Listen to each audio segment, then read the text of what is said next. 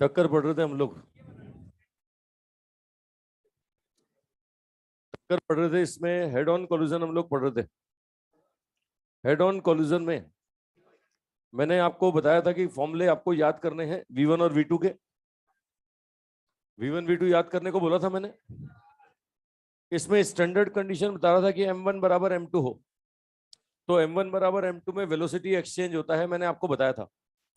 एक क्वेश्चन दिया था मैंने करने को, ठीक है। इसमें बोला था मैंने कि सर्कुलर पाथ में दो पार्टिकल चलना शुरू करते हैं, दोनों अपोजिट चलते हैं। ये एक V से और एक 2V से, एक V और एक 2V, मास बराबर। तो ये बोला गया था कि वापस इसी जगह तक पहुंचने में कितनी टक्करें, वापस यहां तक पहुंचने में कितनी टक्करें करेंगे, ठीक है। अब देख सकते हो जब भी टक्कर करते हैं इलास्टिक करते हैं, और इलास्टिक में वेलोसिटी एक्सचेंज होगा, ये तय है। मुझे बताओ जब भी मिलेंगे कौन ज्यादा चलेगा, V वाला कि 2V वाला? 2V वाला ज्यादा चलेगा। ये 2/3 चलेगा और ये 1/3 चलेगा, मिलकर के सरकमफ्रेंस कवर करेंगे। और सरकमफ्रेंस कवर करेंगे तो यहां पर देख सकते हो पहली टक्कर यहां होगी, सब यहां कहीं है ना। ये 2V वाला ज्यादा चलेगा और V वाला क्या करेगा, कम चलेगा। 2V वाला ज्यादा, V वाला कम। कितना? ये चलेगा 2/3 और ये चलेगा 1/3। अब अगर मैं इसको एंगल में मेजरमेंट करूं तो एंगल में बोलेंगे साहब 360 का 1/3 तो हो गया 120, और 2/3 कितना हो गया 240। मतलब ये वाला चलेगा 240 और ये वाला चलेगा 120। टक्कर हुई साहब, पहली कॉल्यूजन यहां पे हुई, फर्स्ट कॉल्यूजन यहां हुआ। अब पहली टक्कर यहां हुआ तो वेलोसिटी एक्सचेंज होगा ना। अब इसका हो जाएगा 2V और इसका हो जाएगा V, पलट जाएंगे साहब। वेलोसिटी एक्सचेंज मतलब डायरेक्शन तक पलटेगा। अब जब भी मिलेंगे ये वाला ज्यादा चलेगा और ये वाला कम चलेगा।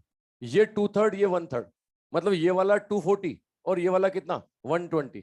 मतलब आप देखो दूसरी टक्कर यहां कहीं जाके होगी। ये दूसरी टक्कर अब यहां से मैं नापता हूं तो यहां कहीं जाके होगी साहब, यहां होगी दूसरी टक्कर। ये दूसरी टक्कर यहां होगी, ये वाला चल के आया कितना 240 और ये वाला चल के गया कितना 120। अरे होगा भाई, ये सेकंड कोलिजन यहां होगा। अब फिर से वेलोसिटी एक्सचेंज होगा, इसका V हो जाएगा और इसका 2V हो जाएगा, और उल्टा हो जाएगा फिर, ठीक है। ये दो टक्करें हो चुकी हैं। क्या क्या पहले वाली पोजीशन पे पहुंचा है क्या? दो टक्करें करने पर भी पहले वाली पोजीशन पे नहीं पहुंचा। तो क्वेश्चन ये था कि इनिशियल पोजीशन तक पहुंचने में कितनी टक्करें। अब देखो जब भी मिलेंगे ये चलेगा 1/3 और ये चलेगा 2/3। अब अगर ये 1/3 चलता है तो समझ सकते हो ये 120 चलेगा और ये कितना 240। तो ये इनिशियल पोजीशन पे पहुंच जाएंगे भाई, ये अब इनिशियल पोजीशन पे पहुंच जाएंगे। यहाँ पर ये यहाँ पर तीसरी टक्कर यही होगी। देखो यहाँ से नाप रहा हूं मैं, इस पॉइंट से नाप रहा हूं, तो इस पॉइंट से अगर हम नापें तो आप देखो ये 120 ये हो गया है ना, ये 120 और 240 ये हो गया, ये 240 ये हो गया।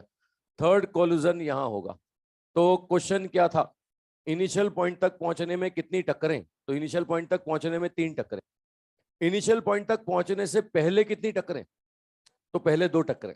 इनिशियल पॉइंट तक पहुंचने से पहले कितने 2, और इनिशियल पॉइंट तक पहुंचने में कितनी 3। तो आंसर क्या बोले साहब? आंसर 3 बोल दो। अरे बोल दे 3, ठीक है। क्वेश्चन नहीं लिखा था कर, कल क्वेश्चन नहीं लिखा था तो इसका क्वेश्चन लिख लो। ये पहले क्वेश्चन लिख लो। कौन सा 6 एग्जाम्पल था, 7 एग्जाम्पल कौन सा 6? ये लो छठा एग्जाम्पल था, लिख लो पहले question. Find out number of collision, number of collision performed by particles, number of collision performed by particles, number of collision performed by particles to reached at initial point, to reached at initial point, to reached। चलो मैं इसमें data बदल दूं। अगर मैं ऐसा बोलूं कि मैं को बोलता हूं कि साहब ये वाला वेलोसिटी 2V है और ये भी 2V है, बोलो कितना टक्कर? बोलो इनिशियल पॉइंट तक पहुंचने में कितनी टक्कर? 2। पहली टक्कर यहां होगी और दूसरी यहां, है ना। मैं बोलता हूं ये भी 3V ये भी 3V, तो भी 2। अगर बराबर है तो यहां पर आंसर 2 आने वाला है। चलो मैं बोलता हूं कि ये वाला यहां पर 2V है और ये वाला 3V है। अब बोलो, अब 5 आएगा आंसर, है ना। मैं बता दूं, सम करना है आपको, आंसर बता दूं। ये 1 और 2 कितना 3, 2 और 3 कितना 5। लेकिन ये सिर्फ जब n1 n2 बराबर हो तब मत करना। n1 n2 बराबर हो तो आंसर कितना 2। तो ये मैं आपको लिख देता हूं, ये N1V और ये N2V, ये N2V। तो ऐसे केस में जो आंसर आएगा, आंसर आएगा N1 प्लस N2। ये नंबर ऑफ कॉल्यूजन का आंसर, नंबर ऑफ कॉल्यूजन का आंसर ये आएगा N1 प्लस N2। बस ध्यान रखना N1 not equal to N2 होना चाहिए, क्योंकि अगर N1 N2 के बराबर हो गया तो आंसर कितना आने वाला है? आंसर आने वाला है 2। ऐसे केस में नंबर ऑफ कॉल्यूजन का आंसर 2। ठीक है, ये मैंने फिक्स करके लिख दिया साहब। अगर N1 N2 के बराबर है तो आंसर 2 आएगा। मेरी बात पकड़ में आ रही है सब?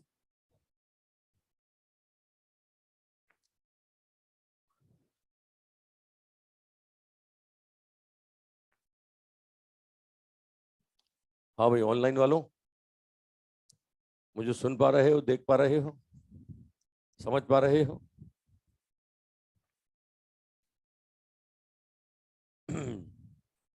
ये विक्टर जवाब देता है फटाफट।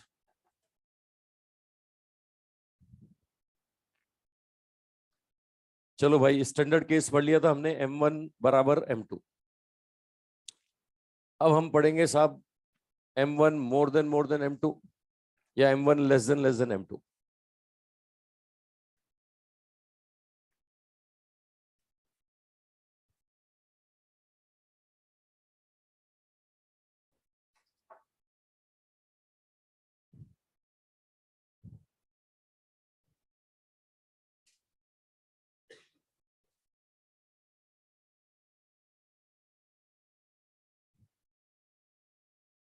हाँ भाई, बना लिया? ये सब ये स्टैंडर्ड सीधे आंसर लिख लो। सीधे आंसर बोल दिया मैंने, N1V N2V, तो N1 प्लस N2। बस N1 N2 बराबर नहीं होना चाहिए, और अगर बराबर है तो आंसर 2 है।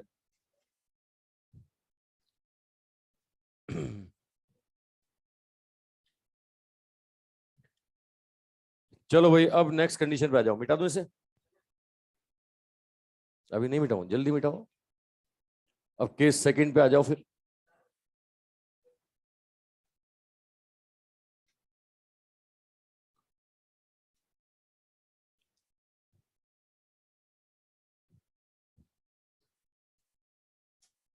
मिटा दूं भाई? चलो आओ साहब, केस सेकंड। केस सेकंड है साहब M1 मोर देन M2। टक्कर मारने वाले का मास टक्कर खाने वाले के मास से ज्यादा नहीं, बहुत ज्यादा है ना। M1 more than M2। एक ट्रक जाकर के एक साइकिल वाले को टक्कर मारे, है ना। एक कार एक मच्छर को टक्कर मारे, एक ट्रेन एक कार को, जीप को, बस को टक्कर मारे। ठीक है, ट्रेन नहीं पलटे। अरे तो तेरे से ड्राइवर होंगे तो ट्रेन पलटेगी, है ना। बोले बनने गया था डॉक्टर, बन गया ड्राइवर, है ना। मतलब समझ रहा है पूरे ऐसे। बोले ट्रेन का ड्राइवर, बोले कोई दिक्कत नहीं सर, वही बना दो, सरकारी नौकरी। अच्छा, लोको पायलट। चलो आओ, देखो देखो सिंपल फंडा। अगर M1 more than M2, V1 V2 के फॉर्मूले कल बना के दिए थे मैंने। उसमें क्या करेंगे, M2 अपन M1 को नेग्लिजिबल रख देंगे। ठीक है, M1 मोर देन M2, वो जो फॉर्मूले मैंने बनाए थे उसमें M2 अपन M1 को लेस देन 1 नेग्लिजिबल रख देंगे। तो आंसर क्या आता है? याद रखना, बहुत आसान है। भारी वाले का कुछ नहीं बिगड़ेगा, जो भारी वाले का आंसर पहले था वही रहेगा। मतलब अगर भारी वाला बहुत हल्के वाले को ठोकता है तो टक्कर के बाद में भारी वाले की वेलोसिटी पे कोई फर्क नहीं पड़ेगा, जो आंसर पहले था वही का वही है। लेकिन हल्के वाले का आंसर क्या होगा? भारी वाले के डबल से थोड़ा सा कम। कितना कम? जितने से वो भागता था। मैं याद रखने का तरीका बता रहा हूं। बोलो भारी वाला कौन है इसमें? M1 की M2। तो V1 बराबर क्या रहेगा? U1। भारी वाले पे कोई फर्क नहीं पड़ेगा। हल्का वाला कौन है? हल्का वाला है साहब V2। ये भारी वाले के डबल से थोड़ा कम। देखो 2 times of U1 minus U2, है ना। ये वो V1 V2 के फॉर्मूले पे अप्लाई करोगे ना तो ये आंसर आ जाएगा। और मैं कह रहा हूँ ये स्टैंडर्ड कंडीशन याद रखने में भलाई है। क्या होगा, कई बार क्वेश्चन करने जाते हैं बच्चे, वहां मार्क्स दिखता ही नहीं है, क्वेश्चन में मार्क्स नहीं मिलता, है ना। मार्क्स नहीं मिलता तो क्वेश्चन छोड़ देते हैं, ये तो डाटा इनकम्प्लीट है। वो ऐसे स्टेटमेंट बोलेगा कि ट्रक और साइकिल, है ना, ट्रक और फुटबॉल, वो बोलेगा लिफ्ट और बॉल। मतलब ऐसे स्टेटमेंट सुनने को मिलेंगे तुम्हें, वहां पे मास देगा नहीं। तो ये स्टैंडर्ड कंडीशन काम आएगी भाई। अगर ठोकने वाले का मास बहुत ज्यादा है, ज्यादा नहीं बहुत ज्यादा, मैंने अंतर बताया साहब, 100 गुने से ज्यादा, तो ऐसे केस में भारी वाले पे फर्क नहीं पड़ेगा, हल्के वाले का आंसर क्या आएगा, भारी वाले के डबल से थोड़ा कम। कितना कम? जितने से वो खुद भाग रहा था। मैं एग्जांपल दे देता हूँ। मान लिया, देखो आपको बोलते हैं कि ये एक ट्रक चल रहा है और आगे आगे एक पर्सन चल रहा है साहब। ये ट्रक है ना, और ये पर्सन। अब देखो साहब, पर्सन चल रहा है U2 से और ट्रक चल रहा है U1 से। अब ट्रक इस पर्सन को ठोकता है साहब। टक्कर के बाद ट्रक का कुछ नहीं बिगड़ेगा, ट्रक की जो स्पीड थी वही की वही रहेगी। ट्रक का क्या था, V1 था ना, तो U1 ही वही U1 के बराबर ही रहेगा। लेकिन इस बेचारे गरीब का क्या होगा, है ना, वो मरेगा वरेगा बाद में, पहले फिजिक्स की बात लगाओ। वेलोसिटी कितनी होगी, भारी वाले के डबल से थोड़ा कम। कितना कम? जितना जितने से खुद आगे आगे भाग रहा है। यानी आंसर क्या होगा, आंसर होगा 2U1 माइनस U2 होगा भाई। अच्छा, ये खड़ा होता, रुका हुआ होता, तो फिर डबल से उड़ जाता, है ना। अगर ये रुका हुआ होता तो फिर डबल से उड़ जाता। देखो ये ट्रक है ना, और ये पर्सन, ये ट्रक और ये पर्सन, ट्रक की स्पीड U1, पर्सन की स्पीड U2। क्या होगा, देखो ट्रक का कुछ नहीं बिगड़ेगा, ट्रक की स्पीड U1 ही रहेगी। और अब इस पर्सन की स्पीड क्या हो जाएगी, अब इस पर्सन की स्पीड हो जाएगी ट्रक के डबल के बराबर भाई, क्योंकि U2 जीरो है ना साहब।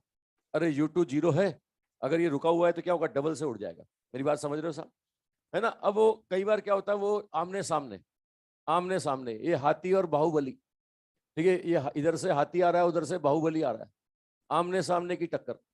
ये लो साहब, ये U1 होता ना, ये साउथ वाले जाकर के खुद ट्रेन के पास टक्कर मारते हैं।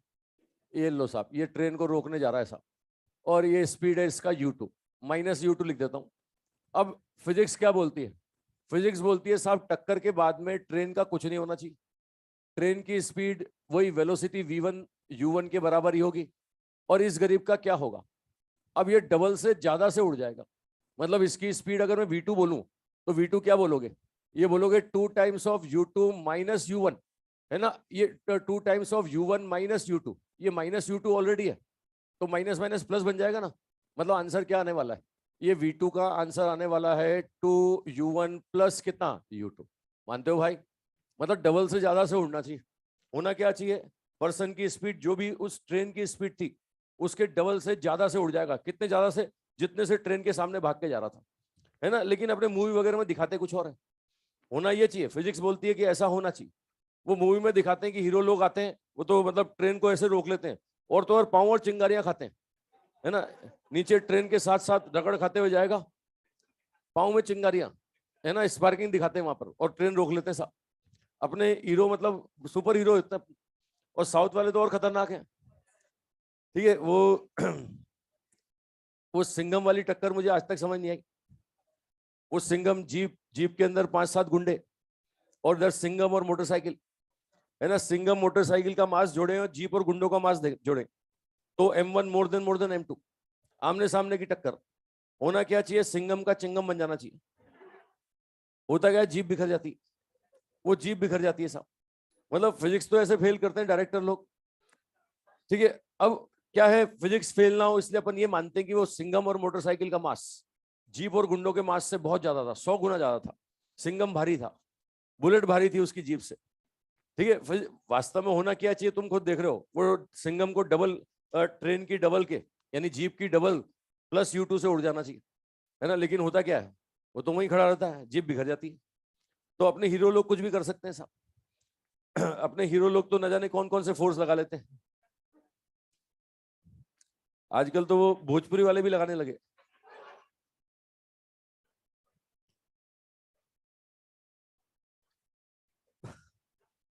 वो एक वो पिक्चर थी, उसमें वो कार जा रही थी, कार कार में वो हीरोइन को लेके गुंडे भाग रहे थे, वो पवन सिंह मोटरसाइकिल पे आता है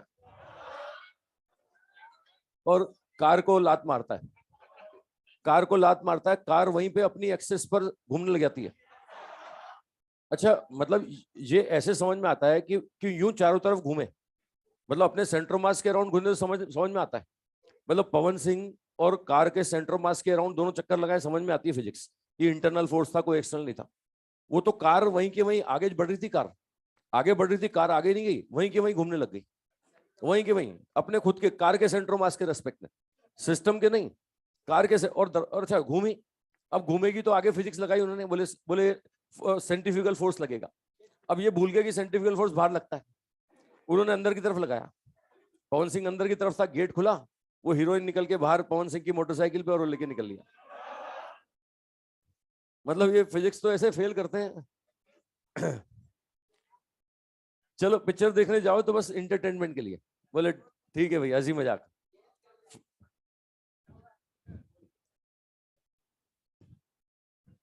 हाँ ये भोजपुरी का ही बताया था मैंने, ये मैंने पवन सिंह भोजपुरी का ही नाम लिया था।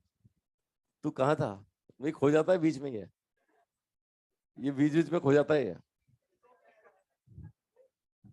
चलो बन गया एग्जाम्पल। अच्छा।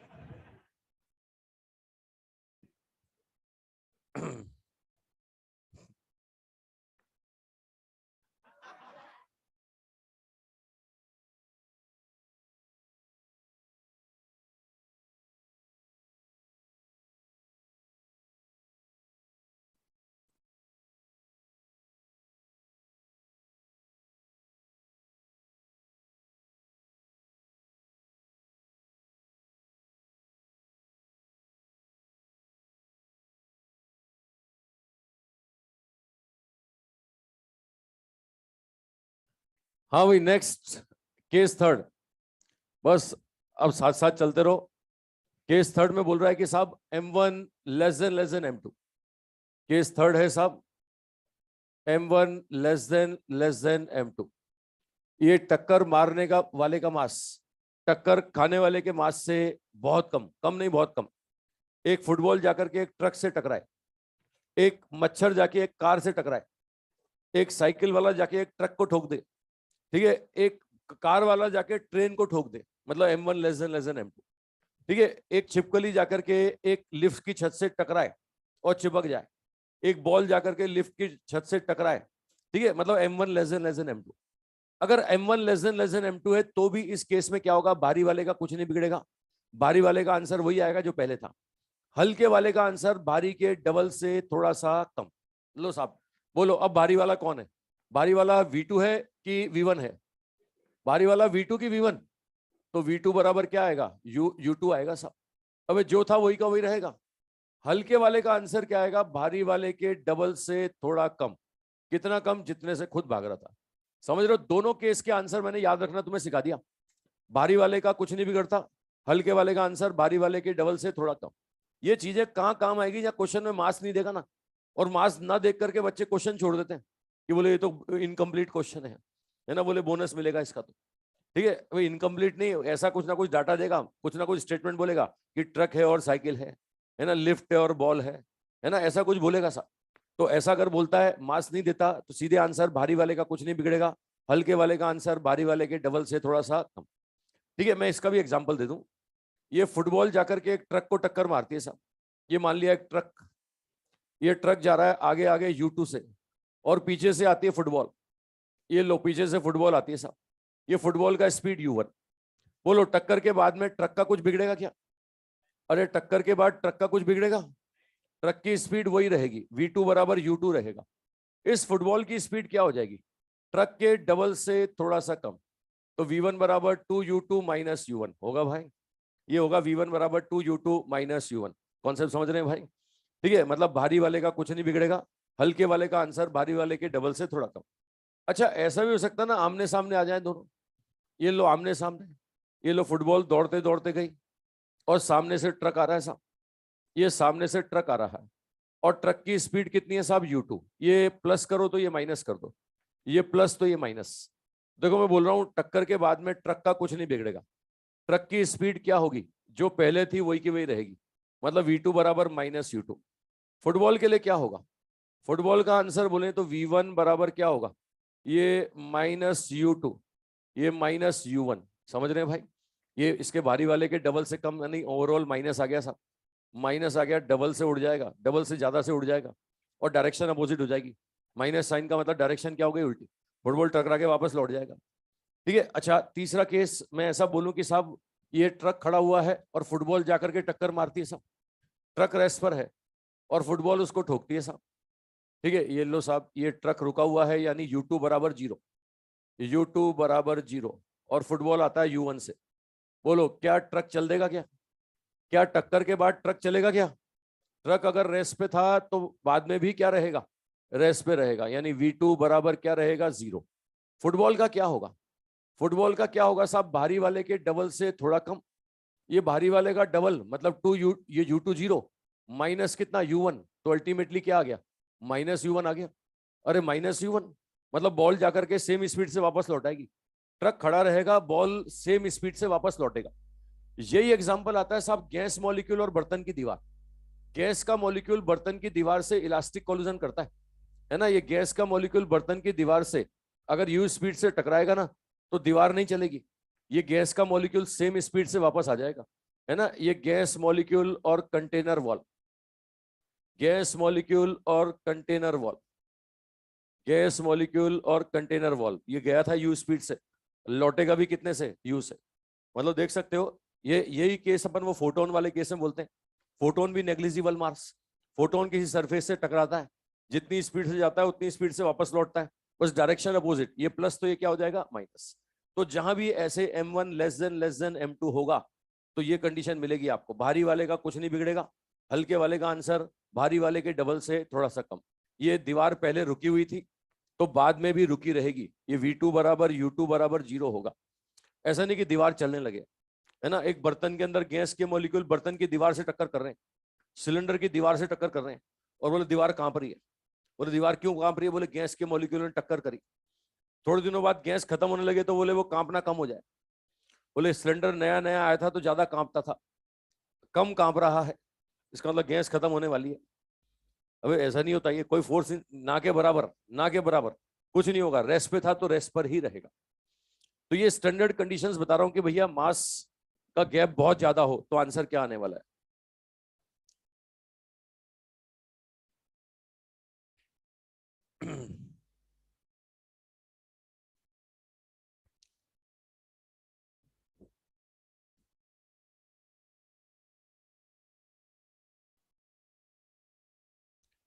ठीक है, ये डबल से ज्यादा से लौटेगा, माइनस मतलब उल्टा लौटाएगा,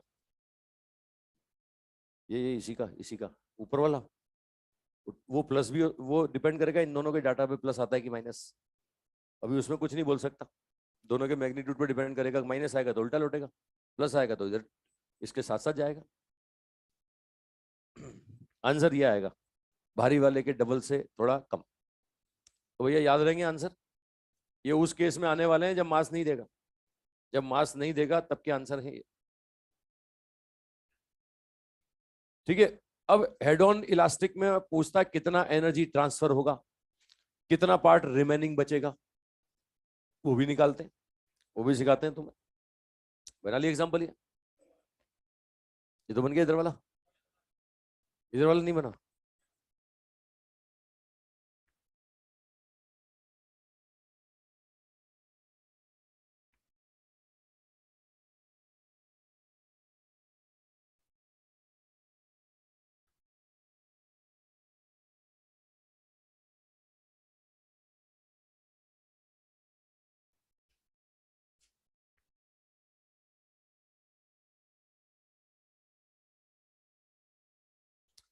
लो साहब, transfer part of energy, transfer part of energy, कितना एनर्जी का पार्ट ट्रांसफर होगा। रुको सुनो और समझो, बन गया ना सबका, अरे बन गया, जल्दी बनाओ फिर इसको समझो, ये ट्रांसफर पार्ट कैसे निकालना है, रिमेनिंग पार्ट कैसे निकालना है।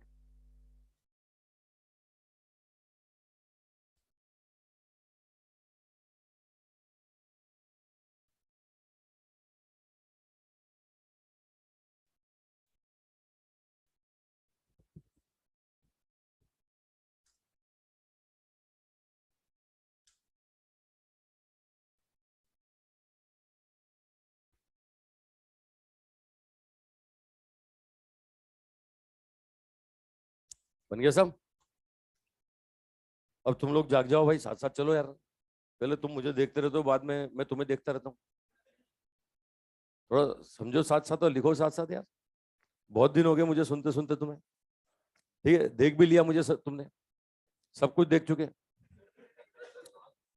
हाँ तो अब थोड़ा साथ साथ चलो भाई, चलो आओ देखो ट्रांसफर पार्ट के बारे में बताना जा रहा हूँ, शुरू करूँ बताना। बन गया सबका? वो देखो पहला वाला दूसरे वाले को टक्कर करेगा, तो ये तुम्हें पता है कि हम पढ़ रहे हैं इलास्टिक कोलिजन। तो इलास्टिक कोलिजन में ओवरऑल कोई एनर्जी तो लॉस होगा नहीं। क्या इलास्टिक कोलिजन में कोई टोटल एनर्जी का लॉस होगा क्या? लेकिन पहला वाला दूसरे वाले को टक्कर करता है, तो पहले वाले का कुछ लॉस हो सकता है, दूसरे वाले का कुछ गेन हो सकता है, लेकिन सिस्टम का कोई लॉस नहीं होगा। सिस्टम की काइनेटिक एनर्जी क्या रहेगी? कंजर्व। तो करना क्या है, दूसरे वाले को कितना मिला, कितना ट्रांसफर किया, इसके लिए दूसरे से पूछने की जरूरत ही नहीं है। आप पहले वाले से पूछ लो कि बता तेरा कितना कम हुआ। जितना पहले वाले का कम होगा, जितना पहले वाले का लॉस होगा, गारंटी से दूसरे वाले का गेन उतना ही तो होगा ना। तो मैं ये बोल सकता हूं ना कि यहाँ पर loss in kinetic energy of first particle is equal to gain of kinetic energy of second particle. क्या ऐसा बोल सकता हूं भाई? पहले का काइनेटिक का लॉस दूसरे के काइनेटिक के गेन के बराबर होगा, मानते हो? ये हर टक्कर में होगा कि इलास्टिक में होगा? हाँ, ये इलास्टिक की बात कर रहे हैं अपन। तो यहाँ पर बोलता है पार्ट बताइए, पार्ट। पार्ट या फ्रैक्शन का मतलब क्या होता है? Divide by total value, divide by maximum value. तो लो साहब, मैं बोलूंगा यहाँ पर फर्स्ट वाले का loss, loss in kinetic energy of first particle divided by total kinetic energy. ये स्टेप समझ में आ रहा है भाई?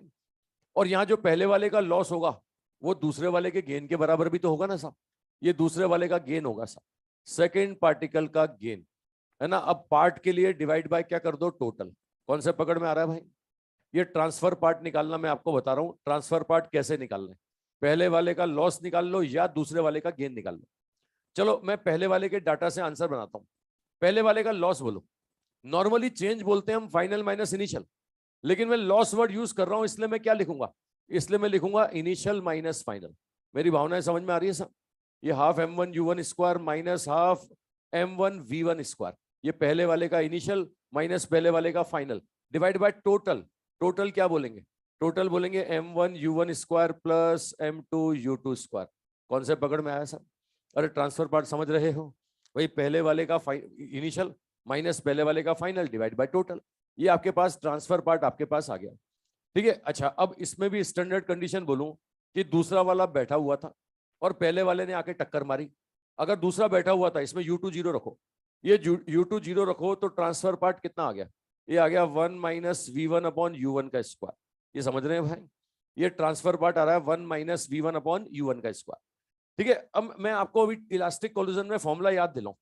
ये v1 बराबर क्या होता था? u1 m1 minus m2 upon m1 plus m2, ठीक है, plus 2 m2 u2 upon m1 plus m2।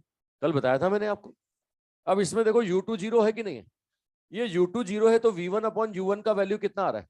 v1 upon u1 का value m1 minus m2 upon कितना? m1 plus m2। मानते हो भाई? है ना। ये वैल्यू यहाँ रख दो, ये वैल्यू यहाँ रख के सॉल्व करो। ये 1 minus m1 minus m2 upon m1 plus m2 का होल स्क्वायर, ये रख के मैं सॉल्व करता हूं ना, तो ये आंसर बनता है साहब 4m1 m2 upon m1 plus m2 का होल स्क्वायर, ठीक है। ये 2-3 बार क्वेश्चन आ गया इससे, ये 2-3 बार क्वेश्चन आ चुका है साहब कि यहाँ पर कितना पार्ट ट्रांसफर होगा। दूसरा वाला बैठा हुआ है, पहला वाला दौड़ता हुआ आता है, हेड ऑन इलास्टिक कोलिजन करता है, तो ट्रांसफर पार्ट कितना होगा? 4m1 m2 upon m1 plus m2 का होल स्क्वायर।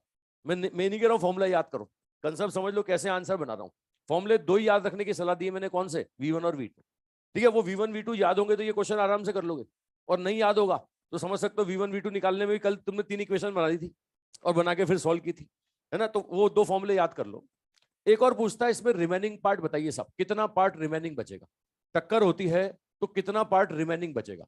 पहले वाले ने दूसरे वाले को टक्कर मारी, ये बोलता है साहब कितना पार्ट रिमेनिंग बचा। तो अगला निकालते हैं साहब रिमेनिंग पार्ट, ठीक है। ये remaining part of energy, of kinetic energy. अब बताओ साहब, रिमेनिंग निकालना है मुझे, तो पहले वाले का ढूंढो फाइनल कितना रह गया, डिवाइड बाय टोटल। भाई पार्ट या फ्रैक्शन का मतलब डिवाइड बाय टोटल करोगे ना, तो पहले वाले का final kinetic energy divide by total kinetic energy, इसको बोलेंगे हम रिमेनिंग पार्ट। अब पहले वाले का फाइनल कितना है?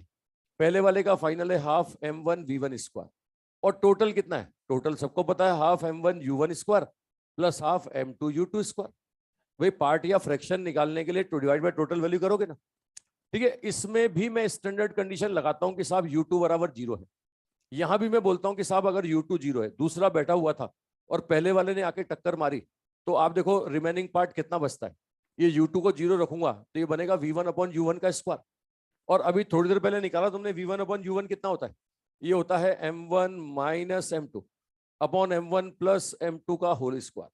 कॉन्सेप्ट समझ रहे हैं भाई? ये रिमेनिंग पार्ट आपके पास आ रहा है साहब, अगर ये ट्रांसफर पार्ट और रिमेनिंग पार्ट। अब इसमें स्टैंडर्ड कंडीशन में आपको दिखा दूं साहब, अगर U2 बराबर 0 है, U2 बराबर 0 है और कॉल्यूजन कौन सा है? कॉल्यूजन है head on elastic. Head on elastic, ये हेड ऑन इलास्टिक, तो ट्रांसफर पार्ट कितना आता है? ट्रांसफर पार्ट आता है साहब 4M1M2 upon M1 plus M2 का होल स्क्वायर। और रिमेनिंग पार्ट कितना आता है?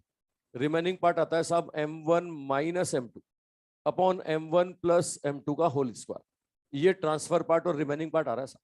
ठीक है, ये स्टैंडर्ड है, कई बार क्वेश्चन आ गया इससे। 2 बार तो न्यूमेरिकल आ चुका है और 1 बार थियोरेटिकल क्वेश्चन पूछा जा चुका है इससे। मैं तीनों क्वेश्चन बोल रहा हूं, सुन लो, बाद में नोट करो, देख लो, पहले ये देख लो। देखो, एक बार तो आया साहब ड्यूट्रॉन, न्यूट्रॉन जाकर के ड्यूट्रॉन से टकराता है। न्यूट्रॉन जाकर के ड्यूट्रॉन से टकराता है, ये न्यूट्रॉन पहला वाला, ये टक्कर करता है किससे? ड्यूट्रॉन से। दूसरा वाला कौन है साहब? ड्यूट्रॉन। ड्यूट्रॉन जानते हो ना, 1s2। अरे न्यूट्रॉन और ड्यूट्रॉन जानते हो? ये रेस्ट पे था, ये U2 बराबर 0 था, ये दौड़ता हुआ आया U1 से, है ना। बोला कितना पार्ट एनर्जी का ट्रांसफर करेगा, कितना रिमेनिंग बचेगा। मास देखो साहब, बोलो इसका मास बोलो। M1 बोलो कितना? M1 बोलो 1 क्या? 1 AMU। ये कितना? 2 AMU। इसमें रखो ट्रांसफर पार्ट कितना आता है? ये ट्रांसफर पार्ट आता है 4 1 × 2 अपॉन 1 + 2 का होल स्क्वायर। ये सॉल्व करेंगे तो कितना बनेगा? 8/9 पार्ट। इतना ट्रांसफर हो गया, तो देखते पता लग रहा है रिमेनिंग 1/9 होगा ना। सॉल्व कर लो इससे, इससे सॉल्व करते हैं तो 1 - 2 अपॉन 1 + 2 का होल स्क्वायर। ये सॉल्व करोगे कितना आएगा? 1/9। यानी 8/9 पार्ट ट्रांसफर होगा और 1/9 पार्ट क्या बचेगा? रिमेनिंग, है ना। यही न्यूमेरिकल एक बार आया कि न्यूट्रॉन और जेड एक्स ए न्यूक्लियस, न्यूट्रॉन और जेड एक्स ए, मतलब एक का मास क्या हो जाएगा? 1 और एक का मास क्या हो जाएगा? ए। तो ऐसे ही क्वेश्चन सॉल्व हो जाएगा। अरे ये 2 बार आ गया साहब, इसी प्रॉपर्टी से 2 बार क्वेश्चन आ गया। एक बार तो न्यूट्रॉन ड्यूट्रॉन देके पूछा, है ना। दूसरा वाला एग्जाम्पल भी यहाँ लिख देता हूँ मैं, दूसरा एग्जाम्पल भी यहाँ लिख देता हूँ। एक बार बोला न्यूट्रॉन और हैवी न्यूक्लियस है साहब जेड एक्स से, ये दौड़ता हुआ आ रहा है, और दूसरा जेड एक्स ए न्यूक्लियस रेस्ट पर है, U2 बराबर 0। अब यही पूछा गया ट्रांसफर पार्ट कितना, रिमेनिंग पार्ट कितना। बोलो इसमें M1 कितना है? बोलो 1। और M2 कितना है? तो ट्रांसफर पार्ट कितना आएगा? ट्रांसफर पार्ट आएगा 4 1 × A अपॉन कितना? 1 + A का होल स्क्वायर। और रिमेनिंग पार्ट कितना आएगा? रिमेनिंग पार्ट आएगा 1 - A अपॉन 1 + A का होल स्क्वायर। कॉन्सेप्ट पकड़ रहे भाई, है ना। ये 2 बार क्वेश्चन आ चुका है, ये भी AIPMT में पूछा गया है ना, ये भी AIPMT में पूछा गया क्वेश्चन है, और ये भी AIPMT में पूछा गया क्वेश्चन है। अगर हेड ऑन इलास्टिक कोलिजन है तो ऐसे केस में ट्रांसफर पार्ट कितना, रिमेनिंग पार्ट कितना। ये 2 तो न्यूमेरिकल आ गए इससे अकेले से। मैं नहीं बोल रहा हूँ फॉर्मूला याद करो, मैं तो बोल रहा हूँ तरीका सीख लो, जैसे मैं आंसर बना रहा हूँ वैसे बनाओ। कितना पार्ट ट्रांसफर, कितना पार्ट रिमेनिंग, समझ पा रहे हो साहब? ठीक है, एक बार थियोरेटिकल क्वेश्चन भी आया है। चलो बोर्ड भर गया, पहले तुम भी नोट कर लो, फिर थियोरेटिकल क्वेश्चन बताता हूँ तुम्हें। हाँ भाई ऑनलाइन वालों, हाँ हाँ NCERT का एग्जाम्पल है ये। एक बच्चा बोल रहा है NCERT एग्जाम्पल है। तुम मेरे नोट्स में सारी किताबें पाओगे, NCERT भी हो जाएगी। वो ऑनलाइन वाले को समझा रहा हूँ मैं, तुम तो समझदार हो।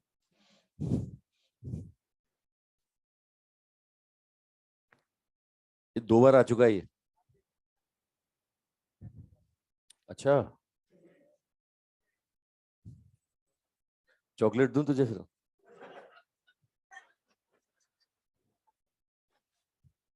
ये मजे ले रहे हैं देख, मैं तो सीरियसली बोल रहा हूँ। अच्छा धन्यवाद।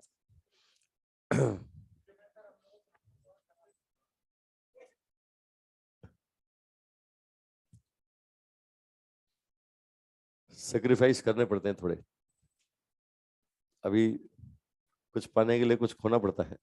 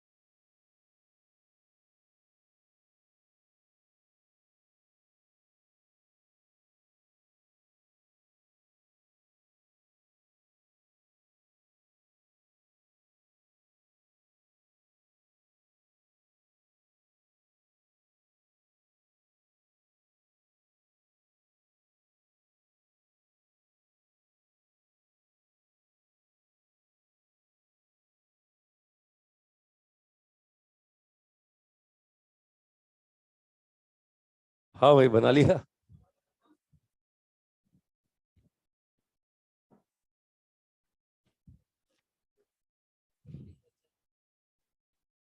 सब चेंज कर दे, मुझे भी कर दो। शक्ल देख देख के बोर हो गए होगे तुम यार।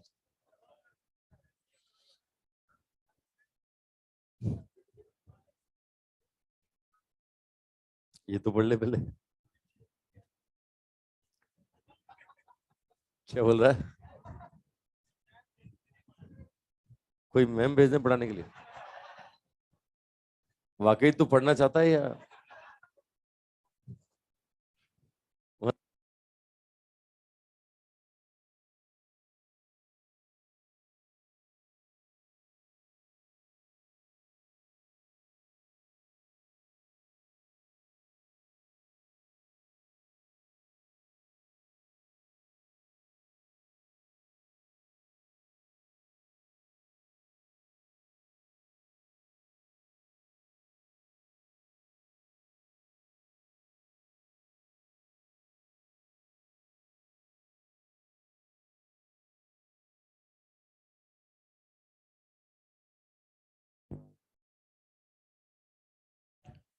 हाँ भाई, ऑनलाइन वालों बना लिया?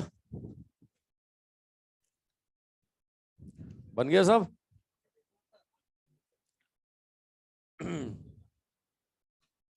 बन गया।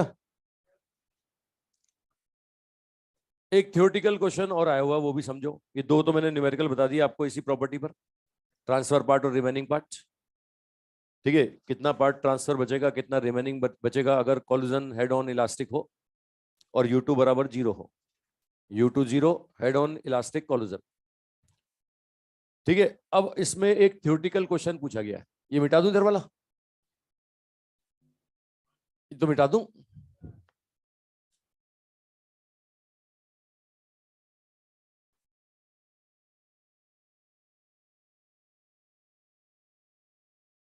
मिटा दिए भाई। चलो सुनो, थ्योरेटिकल क्वेश्चन क्या है, इस फॉर्मूले को देखो। अगर बराबर मास के पार्टिकल इलास्टिक कोलिजन करते हैं तो सबको पता है वेलोसिटी एक्सचेंज होता है। जो पहले का था वो दूसरे का, और जो दूसरे का था वो। और अगर U2 0 होगा तो पहला रुक जाएगा, मतलब पहले के पास एनर्जी बचेगी 0%। 100% ट्रांसफर कर देगा। मतलब सबसे ज्यादा ट्रांसफर कब हुआ? सबसे ज्यादा ट्रांसफर कब हुआ? जब M1 बराबर M2। इसी को देखो, M1 बराबर M2, तो रिमेनिंग पार्ट 0 और ट्रांसफर पार्ट कितना आएगा? 100%। आएगा कि नहीं आएगा?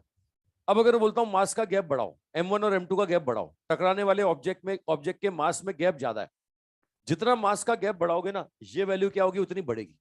और ये वैल्यू क्या होगी? कम। मतलब मास का गैप बढ़ाएंगे तो रिमेनिंग पार्ट बढ़ता जाएगा और ट्रांसफर पार्ट क्या होता जाएगा? कम होता जाएगा। तो ज्यादा ट्रांसफर कब होता है? जब मास का गैप क्या हो? कम हो। और मैक्सिमम कब होगा? जब मास बराबर हो। है ना? अगर मैं बोलता हूं मास बराबर है, देखो U2 बराबर 0 था, U2 बराबर 0 था, मैं बोल रहा हूं M1 बराबर M2 है, तो ऐसे केस में क्या होगा? ऐसे केस में ट्रांसफर पार्ट होगा 100%, और रिमेनिंग पार्ट कितना होगा? रिमेनिंग पार्ट होगा 0%। होगा कि नहीं होगा? अब हाँ कि ना बोलो भाई। अच्छा, मैं बोलता हूं M1 और M2 का गैप ज्यादा है, M1 और M2 का गैप बढ़ाओ साहब, M1 और M2 का डिफरेंस बढ़ाओ। तो ऐसे केस में ट्रांसफर पार्ट तो कम होगा, लेकिन रिमेनिंग पार्ट क्या होगा? रिमेनिंग पार्ट बढ़ेगा। मेरी बात मान रहे हो भाई? अरे समझ रहे हो मेरी बात? ये प्रॉपर्टी काम आती है साहब फ्यूजन रिएक्शन में। फ्यूजन रिएक्शन में आपको याद दिलाऊं, फ्यूजन रिएक्शन में क्या होता है? न्यूट्रॉन जाकर के हैवी न्यूक्लियस से टकराता है और उसको तोड़ता है, और न्यूट्रॉन पैदा होते हैं। है ना? वो आगे जाकर के फिर फ्यूजन रिएक्शन करते हैं। ये सुना हुआ है कि नहीं सुना हुआ? वो शक्ल से मुझे तुम थोड़े थोड़े पढ़े लिखे दिखाई देते हो। ये 12th क्लास में ऐसी बातें सुन के आए हो तुम। अरे न्यूक्लियस पर, हैवी न्यूक्लियस पर जब न्यूट्रॉन का अटैक करवाते हैं तो वो उसको तोड़ता है। बेरियम, मतलब मैं आपको एक एग्जांपल दूं, यूरेनियम, यूरेनियम पर न्यूट्रॉन का अटैक करवाते हैं, बेरियम क्रिप्टॉन मिलता है, और न्यूट्रॉन मिलते हैं। फिर वो न्यूट्रॉन आगे जाकर के और फ्यूजन करते हैं, और न्यूट्रॉन मिलते हैं। ये सुना है कि नहीं सुना है? चेन रिएक्शन बढ़ती है आगे। है ना? अब इसमें मुझे एक बात बताओ, न्यूट्रॉन, कौन सा न्यूट्रॉन फ्यूजन करता है? फास्ट न्यूट्रॉन की स्लो न्यूट्रॉन? Slow neutron. ठीक है, जबकि पैदा जो होते हैं ना वो फास्ट होते हैं। फ्यूजन रिएक्शन में जो न्यूट्रॉन इमिट होते हैं ना वो फास्ट होते हैं, जबकि फ्यूजन करने लायक कौन होता है? स्लो वाला। तो फास्ट न्यूट्रॉन को स्लो न्यूट्रॉन में बदला जाता है। उस फास्ट न्यूट्रॉन को स्लो न्यूट्रॉन में जो बदलते हैं ना, उसके लिए मॉडरेटर का यूज करते हैं। सुना है मॉडरेटर? ये न्यूट्रॉन जाकर के मॉडरेटर के मॉलिक्यूल से इलास्टिक कोलिजन करते हैं, अपनी एनर्जी उनको ट्रांसफर करते हैं। उससे न्यूट्रॉन की एनर्जी क्या होती है? कम होती है। कम होती है, जब वो फ्यूजन लायक हो जाती है तो फ्यूजन कर देता है ना। अब कौन अच्छा मॉडरेटर होगा जो एक ही टक्कर में ज्यादा एनर्जी ट्रांसफर कर दे? और ज्यादा एनर्जी ट्रांसफर किसको कर सकते हैं? जहां मास का गैप क्या हो? कम हो। मास का गैप कम हो, है ना। मैं आपको मॉडरेटर के एग्जांपल याद दिलाऊं। मॉडरेटर का एग्जांपल बताऊं तो एक होता है नॉर्मल वाटर, एक होता है साहब हैवी वाटर, एक होता है बेरियम ऑक्साइड, एक वहां पैराफिन वैक्स भी आता है। ये पैराफिन वैक्स का मतलब हाइड्रोकार्बन, ये हाइड्रो और कार्बन। ठीक है, अब मुझे मास बताओ साहब, न्यूट्रॉन का मास बोलो। बोलो न्यूट्रॉन का मास कितना होता है? 1 AMU। जानते हो ना सब। अब न्यूट्रॉन जाकर के मैं बोलता हूं ड्यूट्रॉन से टकराए, मैं बोलता हूं कार्बन से टकराए, मैं बोलता हूं ऑक्सीजन से टक्कर करे, मैं बोलता हूं बेरियम से टक्कर करे। मास बोलो, इसका मास बोलो। ड्यूट्रॉन का मास बोलो 2 AMU, कार्बन का मास बोलो 12 AMU, ऑक्सीजन का मास बोलो 16 AMU, बेरियम का मोर देन 100 AMU। अब मुझे बताओ, ये न्यूट्रॉन जाकर के इससे टकराए, इससे टकराए, इससे इससे, किस केस में मास का गैप सबसे कम है? किस केस में मास का गैप सबसे कम है? ड्यूट्रॉन से। फिर किसका नंबर? कार्बन, फिर ऑक्सीजन। मास का गैप देखो ना, ये 1 है, ये 11 है, ये 15 है, ये तो मोर देन 100 है। तो बताओ, मास का गैप जितना ज्यादा होगा ना, ट्रांसफर पार्ट उतना कम होगा, और जितना कम पार्ट ट्रांसफर करेगा उतना खराब मॉडरेटर होगा। अच्छा मॉडरेटर, मॉडरेटर का काम क्या है? मॉडरेटर का काम न्यूट्रॉन को खाना कि उसकी एनर्जी को खाना? अच्छा मॉडरेटर कौन? जो एक ही टक्कर में ज्यादा एनर्जी खा जाए। एक ही टक्कर में ज्यादा एनर्जी खा जाए उसको अच्छा बोलेंगे, है ना। आप खुद देखो। और वो ज्यादा कौन खाएगा? जिसके मास का गैप क्या होगा? कम होगा। बताओ सबसे कम गैप किसके साथ है? ड्यूट्रॉन। ड्यूट्रॉन। तो इसका मतलब इन सब में सबसे ज्यादा एनर्जी का ट्रांसफर किसको होने वाला है? ड्यूट्रॉन को, कार्बन को, ऑक्सीजन को कि बेरियम को? ड्यूट्रॉन को। यानी सबसे अच्छा कौन है? सबसे अच्छा कौन है? ड्यूट्रॉन। फिर किसका नंबर? कार्बन। फिर किसका नंबर? ऑक्सीजन। ऑक्सीजन के बाद किसका? बात समझ रहे हो साहब? ये मैंने मॉडरेशन का ऑर्डर बोला साहब। अब हम बोलते हैं heavy water is the best moderator, बोलते नहीं बोलते? किसकी वजह से? ड्यूट्रॉन की वजह से कि ऑक्सीजन की वजह से? ड्यूट्रॉन की वजह से। दो दो ड्यूट्रॉन है उसमें, D2O। दो ड्यूट्रॉन है, एक ऑक्सीजन है। ऑक्सीजन भी मॉडरेटर है, लेकिन ऑक्सीजन के मुकाबले अच्छा कौन है साहब? ड्यूट्रॉन। अच्छा, ऑक्सीजन और कार्बन में कंपेयर करें तो कौन अच्छा है? ऑक्सीजन और कार्बन में कार्बन अच्छा मॉडरेटर है। एक बार थियोरेटिकल क्वेश्चन आया कि हैवी वाटर में न्यूट्रॉन जाकर के ऑक्सीजन से टकराता है और पैराफिन वैक्स में कार्बन से टकराता है, तो कौन अच्छा मॉडरेटर? पैराफिन वैक्स या हैवी वाटर? बच्चे क्या हैवी वाटर सुन के भावुक हो जाते हैं, बोले हमने सुना है, बचपन से पढ़ा है heavy water is the best moderator. तो फिर से पढ़ लो, किसकी वजह से? ऑक्सीजन की वजह से कि न्यूट्रॉन की वजह से? तो ऑक्सीजन और कार्बन में कौन अच्छा?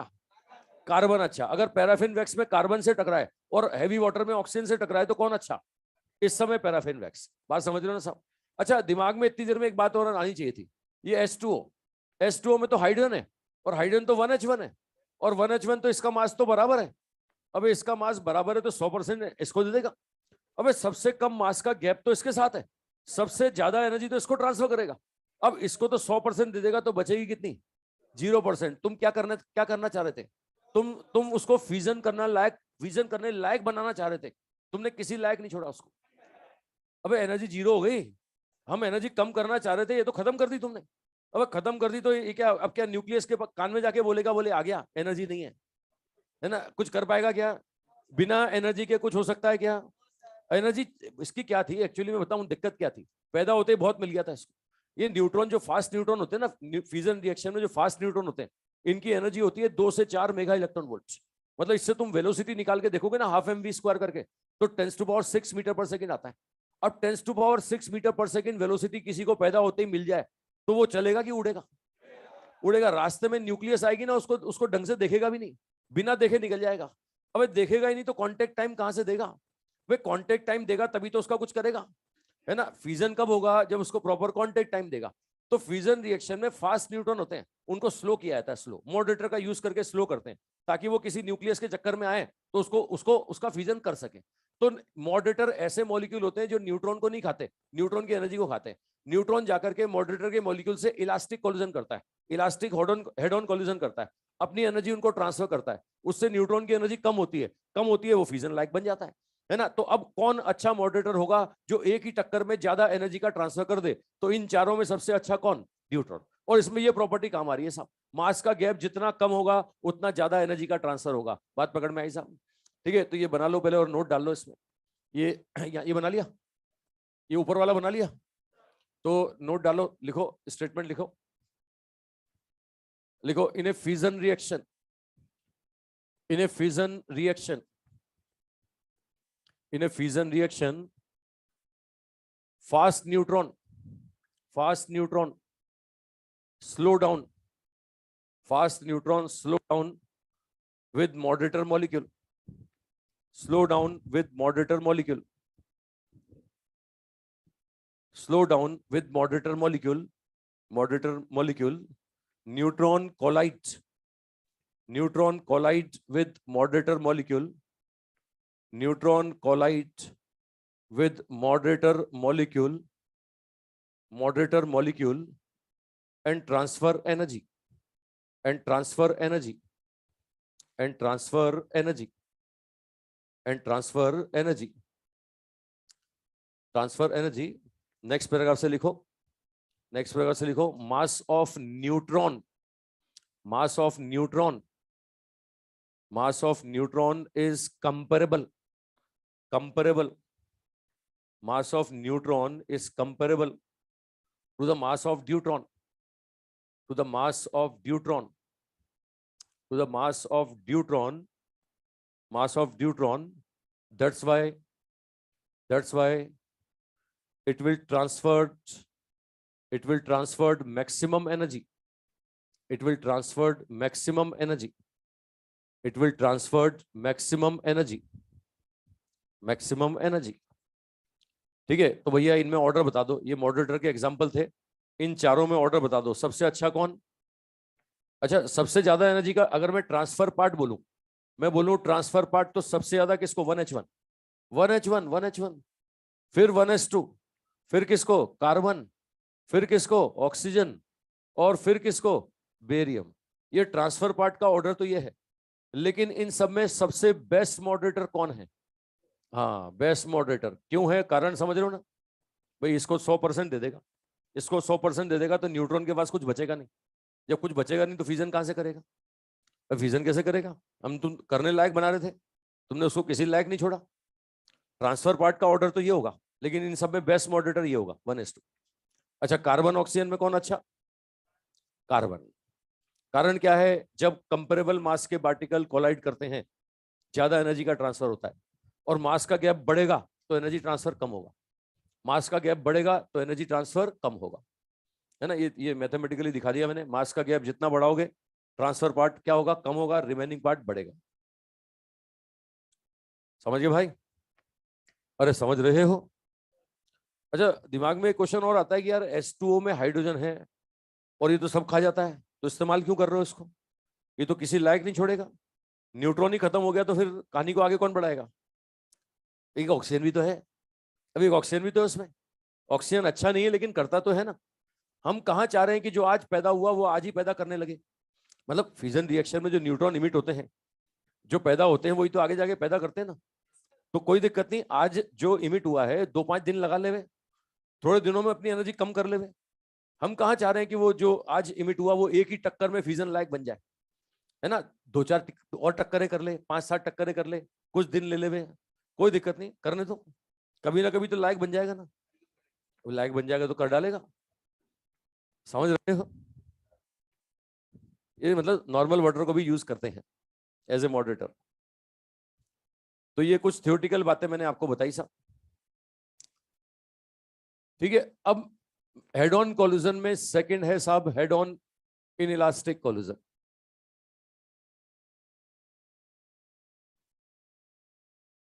हेड ऑन इनइलास्टिक कोलिजन, ठीक है। अभी तक हमने पढ़ा था हेड ऑन इलास्टिक, अब हम पढ़ेंगे head on inelastic. Head on inelastic, मिटा दूं इसे?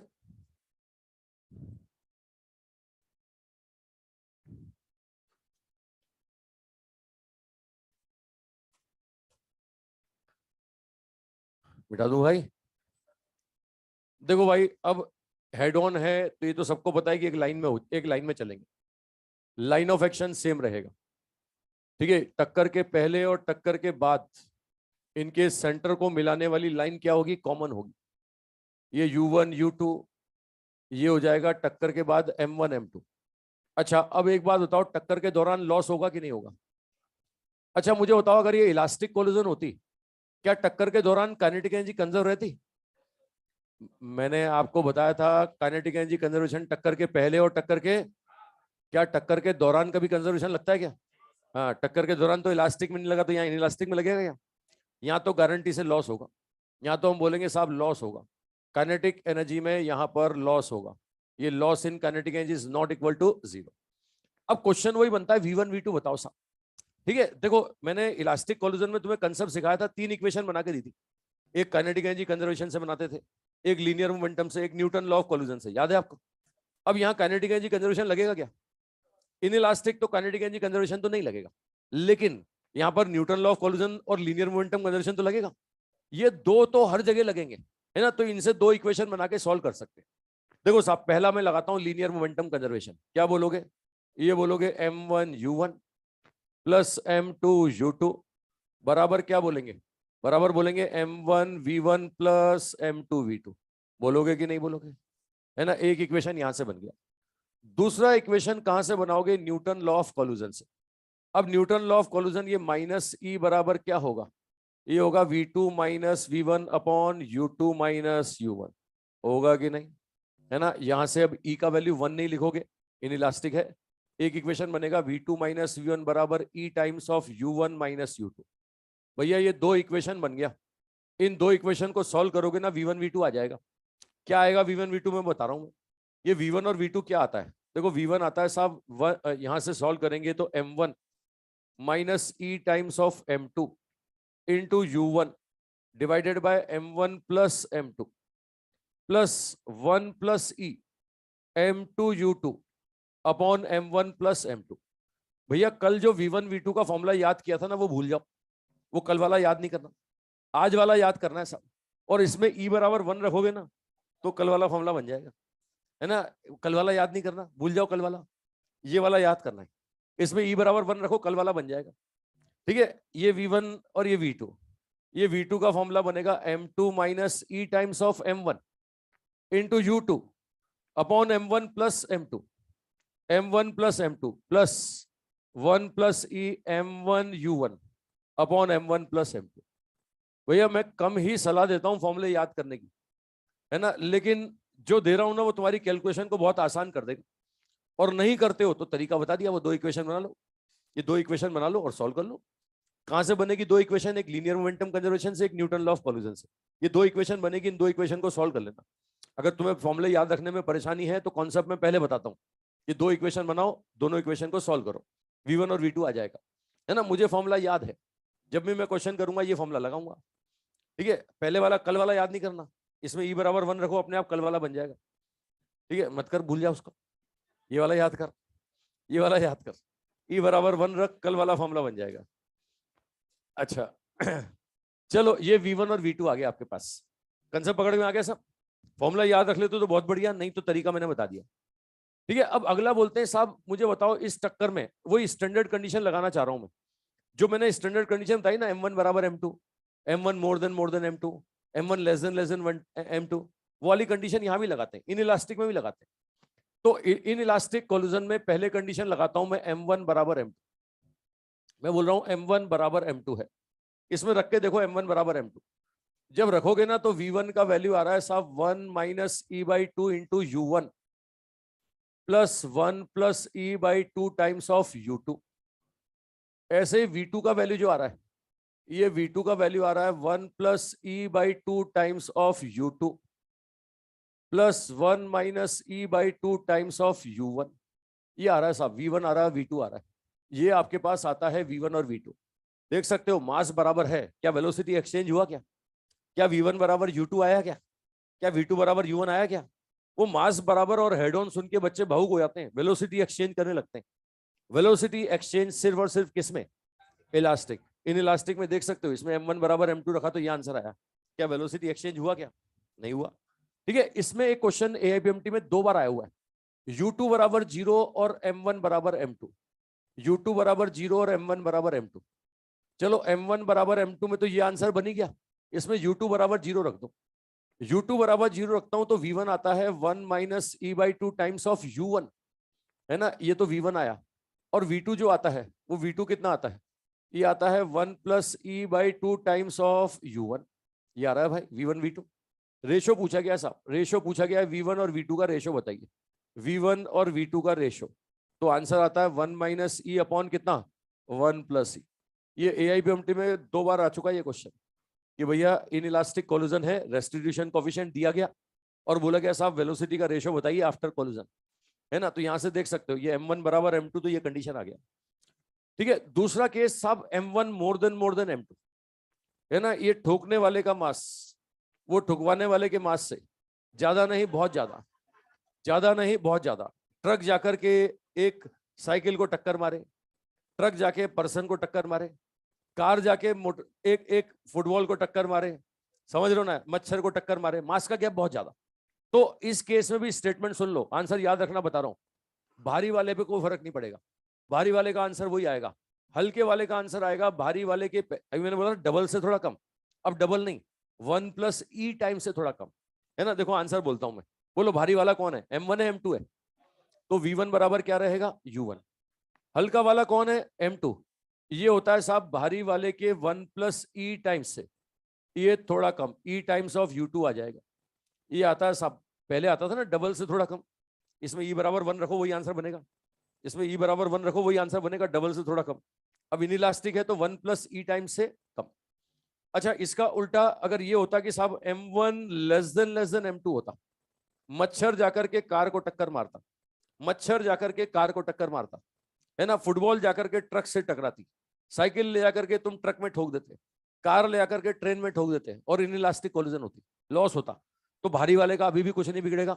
भारी वाला कौन है, बोलो भारी वाला कौन है, M2 है, तो V2 बराबर क्या आएगा, V2 बराबर U2 आएगा।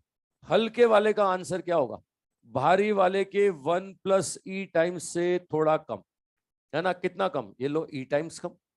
ये सीधे आंसर बता रहा हूं मैं, सीधे आंसर बता रहा हूं। और ये प्रॉपर्टी कहां काम आने वाली है, जहां मास नहीं देगा क्वेश्चन में, क्वेश्चन में जहां मास नहीं देगा ना वहां ये प्रॉपर्टी काम आएगी। बच्चे उस समय क्वेश्चन छोड़ देते, बोले मास ही नहीं दिया, तो स्टैंडर्ड प्रॉपर्टी इसलिए बता रहा हूं मैं कि मास नहीं दे। अच्छा याद रखना बहुत आसान है, इलास्टिक हो या इन इलास्टिक हो, मैं तो इवन कहूंगा अभी परफेक्टली इन इलास्टिक हो, भारी वाले का आंसर हमेशा वही आएगा। भारी वाले का कुछ नहीं बिगड़ेगा, भारी वाले का आंसर हमेशा जो पहले था वही है। हल्के वाले का आंसर कितना, भारी वाले के 1+E टाइम से थोड़ा कम। ठीक है, अच्छा अब इसमें भी वही पूछते हैं साहब रिमेनिंग पार्ट और ट्रांसफर पार्ट। ये बोलेगा साहब ट्रांसफर पार्ट बताइए साहब, ये बोलता है ट्रांसफर पार्ट बताइए, ये बोलता है रिमेनिंग पार्ट बताइए, है ना। अच्छा ट्रांसफर पार्ट रिमेनिंग पार्ट से पहले एक चीज और बताओ, यहां पर मुझे बताओ काइनेटिक एनर्जी में लॉस होगा कि नहीं होगा। इन इलास्टिक कोलिजन है तो काइनेटिक एनर्जी में लॉस होगा कि नहीं होगा, ये लॉस इन काइनेटिक एनर्जी पूछता है, काइनेटिक एनर्जी में लॉस कितना। तो तीसरा हम निकालते हैं साहब loss in kinetic energy, loss in kinetic energy. Kinetic energy का लॉस निकालना है, रुकना सुन लेना और समझ लेना। मुझे बताओ लॉस अगर मैं वर्ड यूज कर रहा हूं तो मैं क्या लिखूं, इनिशियल माइनस फाइनल लिखूं, इनिशियल। अच्छा लॉस किसका, किसी एक का कि सिस्टम का, अरे लॉस किसका निकाल रहे हो, एक का कि सिस्टम का, सिस्टम का निकाल रहे हो ना। तो सिस्टम का पहले काइनेटिक एनर्जी माइनस सिस्टम का बाद में काइनेटिक एनर्जी। अब ऐसा बोलोगे ना यार, सिस्टम का पहले माइनस सिस्टम का बाद में। अब रुक जाओ, मुझे बताओ ये लॉस निकालना है तो मुझे बाद में वेलोसिटी चाहिए कि नहीं चाहिए। अरे लॉस देखो U1 U2 हमारे पास है, अगर मुझे लॉस निकालना है तो V1 और V2 चाहिए कि नहीं चाहिए, अरे चाहिए कि नहीं। अगर V1 V2 आपको चाहिए तो V1 V2 का अगर तुमने ये फॉर्मूला याद नहीं किया तो पहले तुम V1 V2 निकालने के लिए 2 इक्वेशन बनाओगे, बनाओगे नहीं, वो 2 इक्वेशन को सॉल्व करोगे, 4 स्टेप कम से कम यहाँ लग जाएगा, है ना। 2 इक्वेशन बनाना, एक को रिप्लेस करना, दूसरे को निकालना, ये 4 स्टेप कम से कम यहाँ लग जाएगा। फिर यहाँ आओगे, फिर V1 V2 लेकर के खुशी खुशी यहाँ आओगे, फिर यहाँ सॉल्व करोगे, ये बहुत लंबा हो जाएगा, बहुत लेंदी हो जाएगा। मैं इसको आसान कर रहा हूँ साहब, है ना। तीसरा फॉर्मूला मैं तुम्हें दे रहा हूँ जो तुम याद करो, है ना। 2 फॉर्मूले ये वाले बोले मैंने याद करने के, और तीसरा फॉर्मूला मैं ये बोल रहा हूँ, ये लॉस का फॉर्मूला आप निकालोगे ना, काइनेटिक एनर्जी लॉस का फॉर्मूला, ये बनता है साहब half M1 M2 upon M1 plus M2 into U1 vector minus U2 vector का whole square into 1 minus E square. ये भैया काइनेटिक एनर्जी लॉस का फॉर्मूला है। मेरी बात ढंग से सुन लो, ये जो फॉर्मूला आपको दिख रहा है ना, पूरी फिजिक्स में 3 जगह लगता है। ये जो फॉर्मूला आप देख रहे हैं ना, ये पूरी फिजिक्स में 3 जगह लगता है, मैं तीनों जगह बता रहा हूँ, इजीली याद हो जाएगा। ठीक है, मैं आपको बताऊं इसके, अभी हम पढ़ते हैं perfectly inelastic collision. Perfectly elastic, जानते हो ना, जुड़ गया, चिपक गया, साथ चलने लगा। अबे जानते हो ना, उसमें ई बराबर क्या रखोगे, 0 रखोगे, आंसर आ जाएगा। क्या आएगा, half m1 m2 into half m1 m2 upon m1 plus m2 into u1 minus u2 का होल स्क्वायर आएगा ना साहब, है ना। रुक जाओ, ये प्रॉपर्टी समझ लो, जुड़ने से लॉस होता है। अलग अलग जो काम कर रहे थे, जुड़ करके वो काम करेंगे ना, साथ में वो काम करेंगे तो लॉस होगा, है ना। सिंपल प्रॉपर्टी है। दो पार्टिकल अलग अलग दौड़ रहे थे, टक्कर हुई, चिपक गए, साथ में दौड़ने लगे, लॉस हुआ। दो कैपेसिटर हैं, अलग अलग चार्ज थे, उनको एक वायर से एक तार से जोड़ दिया, जोड़ने पर क्या हुआ, जोड़ने पर लॉस हुआ। मैं आपको फॉर्मूला याद दिलाऊं, एक दो चार्ज कैपेसिटर को जोड़ते हैं तो half C1 C2 upon C1 plus C2 into V1 minus V2 का होल स्क्वायर। याद आ रहा है, ऐसा ही फॉर्मूला है, ऐसा ही है ना। ऐसा का ऐसा फॉर्मूला रोटेशनल में काम आएगा। अलग अलग घूम रही थी, एक डिस्क घूम रही थी, घूमते घूमते दूसरी डिस्क उसके साथ जुड़ गई और दोनों घूमने लगे, है ना। मैंने कहा ना, जो काम अलग अलग कर रहे थे, मिल करके जुड़ करके वही काम करने लगे तो लॉस होगा हमेशा। अलग अलग दौड़ रहे थे, चिपक गए, साथ चलने लगे, लॉस हुआ। अलग अलग घूम रहे थे, चिपक गए, साथ घूमने लगे, लॉस हुआ। कैपेसिटर अलग अलग चार्ज थे, एक तार से जोड़ दिया, है ना, तो वहां भी लॉस हुआ, है ना। अब ये रोटेशनल में अगर मैं आपको याद दिलाऊं तो वहां M1 M2 की जगह आता है I1 I2, है ना, मोमेंट ऑफ इनर्शिया। मास की जगह आएगा moment of inertia, half I1 I2 upon I1 plus I2 ω1 minus ω2 का होल स्क्वायर। बताओ, ये फॉर्मूला फिजिक्स में 3 जगह काम आ रहा है, तो याद रखने में कोई बुराई है। अब याद हो गया तुम्हें? अभी अभी मैं बता रहा हूँ, पिछले 2 साल से क्वेश्चन नहीं आया इससे, पिछले 2 साल से, वरना उसके उसके 2 साल पहले के 4 साल के बाद उठा के देखो, चारों साल किसी ना किसी एक जगह से क्वेश्चन मिलता था, है ना, लगातार 4 साल, है ना। पिछले 2 साल से नहीं आया, बस उससे पहले लगातार 4 साल क्वेश्चन आया, है ना। दो आखिरी बार देखा गया था ये 2018 में, 2018 में आखिरी बार देखा गया था। 2018 में आया था वो C1 C2 वाला कैपेसिटर वाला, उससे पहले आया था M1 M2 वाला, उससे पहले 2 साल लगातार रोटेशनल वाला आया था। रोटेशनल वाला मतलब याद रखना आसान है, मैंने कहा ना। और सिंपल प्रॉपर्टी है, जुड़ने से लॉस होता है। अलग अलग जो काम कर रहे थे, मिलकर के वो काम करोगे तो क्या होगा, लॉस होगा। अलग अलग चल रहे थे, टक्कर हुई, चिपक गए, साथ चलने लगे, लॉस हुआ। अलग अलग घूम रहे थे, है ना, एक चिपक गया, साथ में घूमने लगे, लॉस हुआ। कैपेसिटर अलग अलग चार्ज थे, एक वायर से जोड़ दिया, जोड़ने पर लॉस हुआ। तो ये फॉर्मूला याद रखना है सब। 3 फॉर्मूले याद रखने की सलाह दी मैंने, वो V1 V2 और काइनेटिक एनर्जी लॉस, है ना। क्या होगा अगर नहीं याद करोगे, तो कंसेप्ट तो बता ही दिया मैंने कि भैया V1 V2 निकाल के लाना पड़ेगा। और V1 V2 निकालने के लिए अगर वहां से वो फॉर्मूले याद करते हो तो भी तो कम से कम 3 स्टेप लग रही है। इसमें रखोगे V1 आएगा, V2 आएगा, फिर यहाँ रखोगे तो लॉस आएगा, और सीधे U1 U2 इसमें रख दोगे तो एक लाइन में आ जाएगा, एक लाइन में आ जाएगा। मेरी बात पकड़ में आ रही है सब? अरे कॉन्सेप्ट समझ रहे हो? तो ये काइनेटिक एनर्जी लॉस मैंने आपको बताया सब इन इलास्टिक कोलिजन में, इन इलास्टिक कोलिजन में काइनेटिक एनर्जी लॉस बना लिए साहब। क्या बोल रहे हो बेटा, क्या बोल रहे हो? V2 ये आ गया तुम्हारे पास 1 माइनस ई अपॉन 2, ये तो सही है। अच्छा ये माइनस आएगा, ये माइनस आएगा और ये प्लस आएगा, नीचे का आंसर यही आएगा, ये वाला आंसर यही आएगा।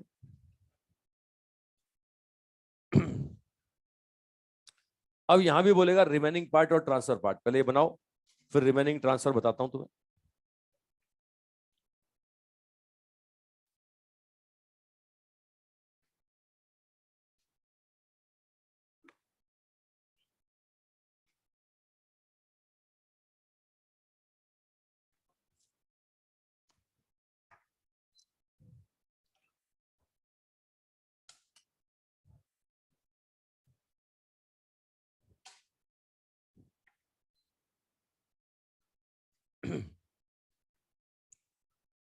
हो गया सब?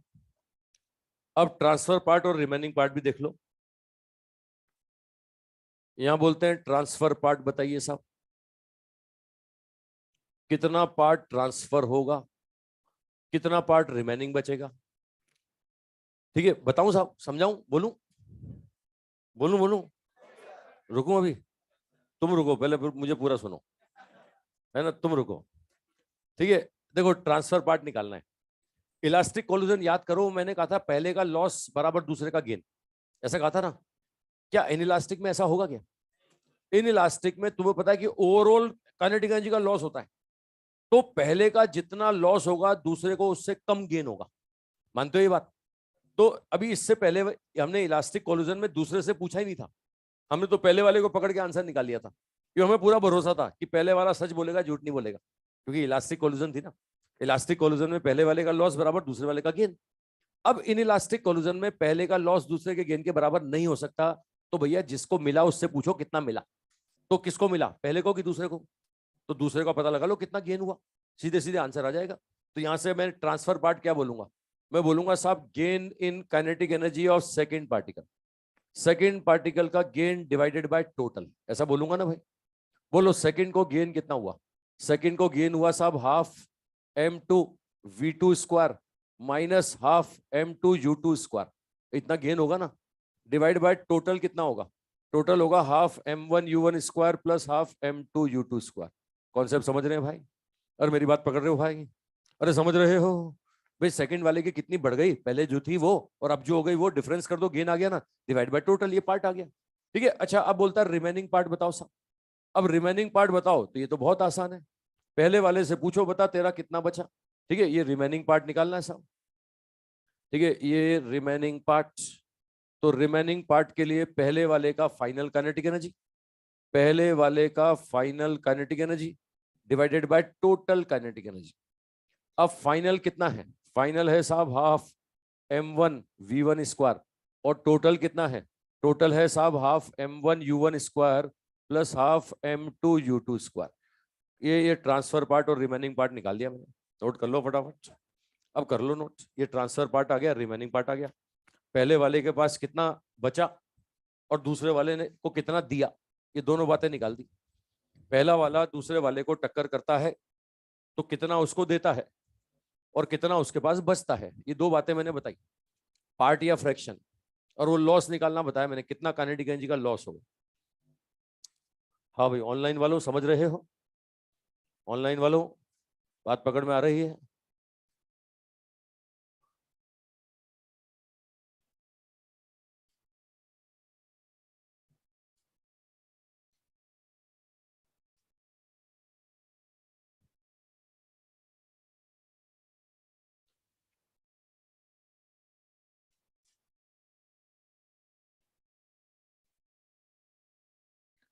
ठीक है, तो ये दो हेड ऑन कोलिजन हमने पढ़ ली, हेड ऑन इलास्टिक और head on in elastic, head on elastic collision और head on in elastic collision.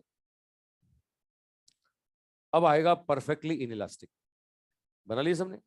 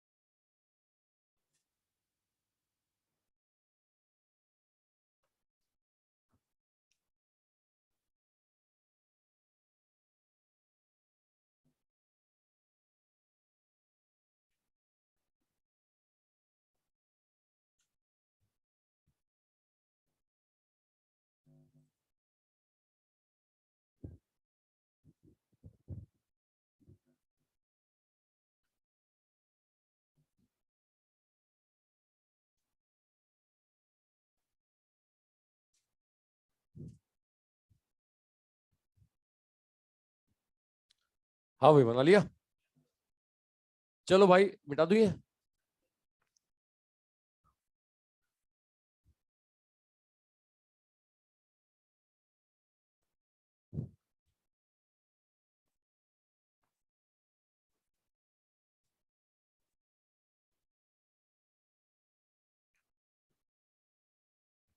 मिटा दिया,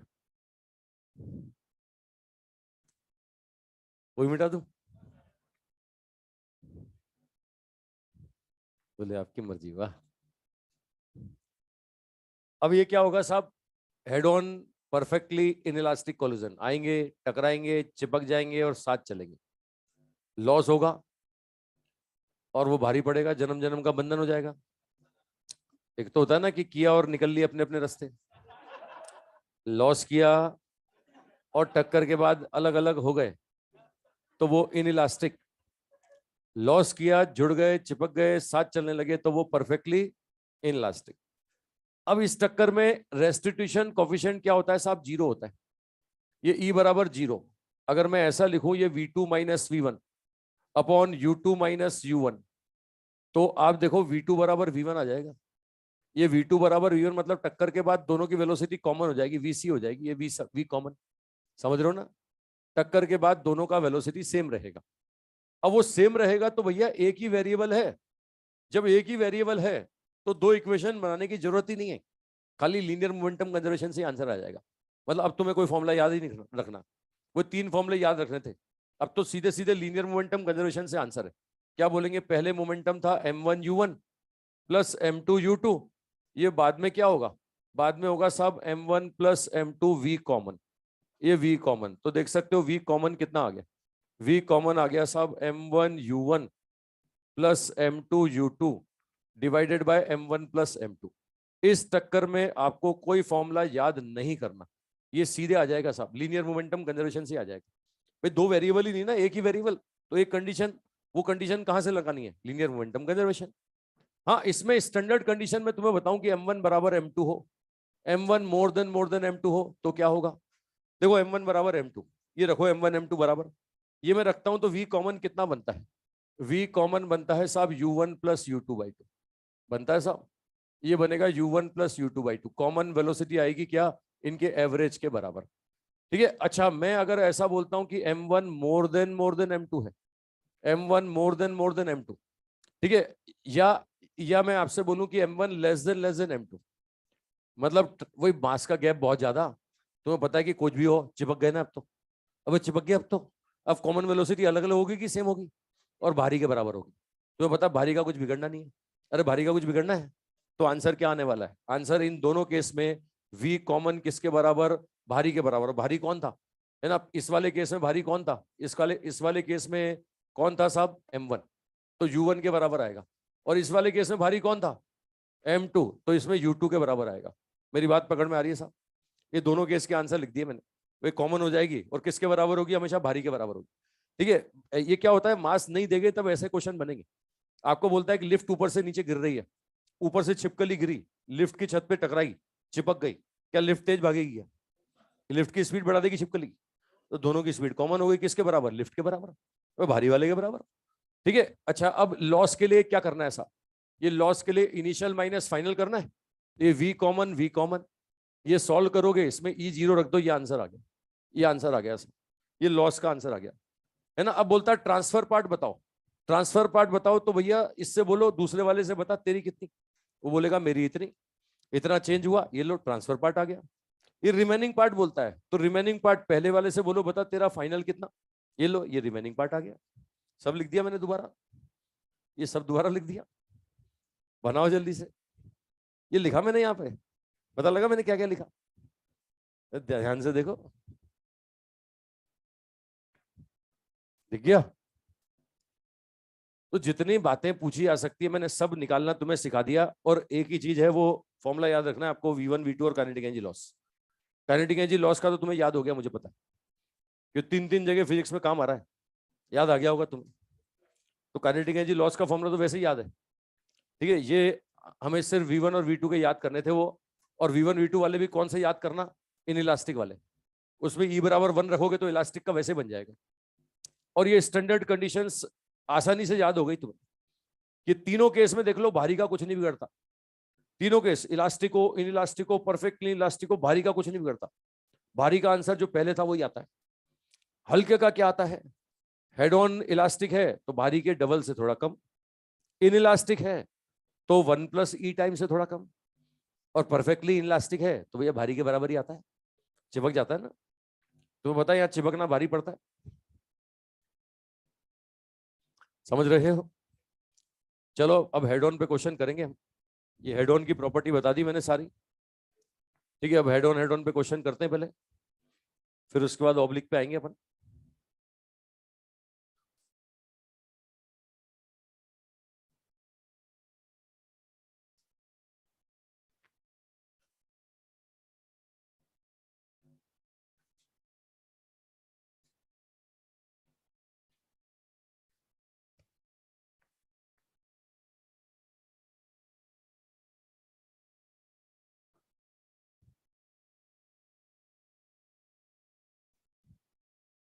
इधर वाला तो मिटा दूं।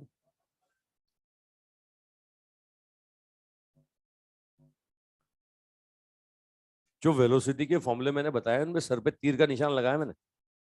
सर पे तीर का निशान मतलब डायरेक्शन का ध्यान रखना, डायरेक्शन जरूर देख लेना। एक डायरेक्शन प्लस मानते हो तो उसका अपोजिट अगर जाता है कोई तो माइनस मान लेना।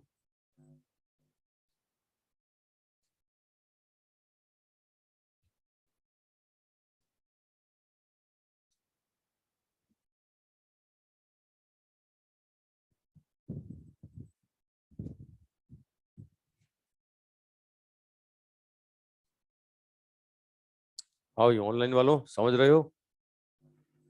ऑनलाइन वालों बना लिया तुमने?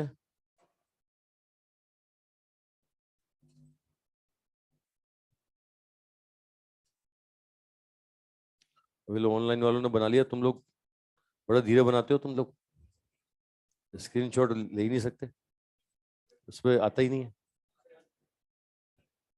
अच्छा, दूसरे फोन से फोटो ले सकते हैं? दूसरे फोन से फोटो आ जाता है? मतलब दो दो फोन होते हैं उनके पास? अच्छा, लैपटॉप में देखते हैं, मोबाइल से खींचते हैं?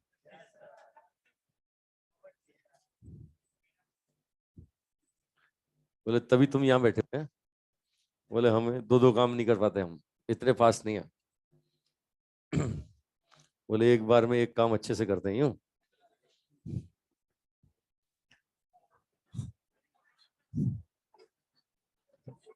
मैं मैं मैं मैं इसकी तरफ देख रहा था, मैंने कहा अभी इसकी राय आएगी कुछ, एक्सपर्ट एडवाइस।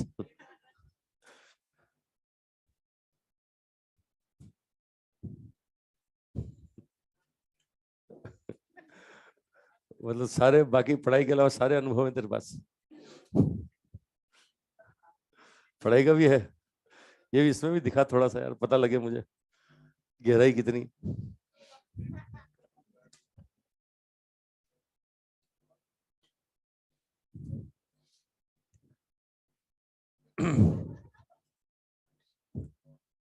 बना लिए सब? तो भाई हेड ऑन पे क्वेश्चन शुरू करें। तुम यार धीरे धीरे चलते हो यार, लड़कियों से पीछे होते जा रहे हो तुम।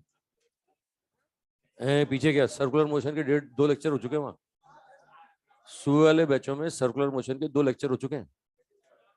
तुम्हारा अभी कोलिजन में 2 लगेंगे।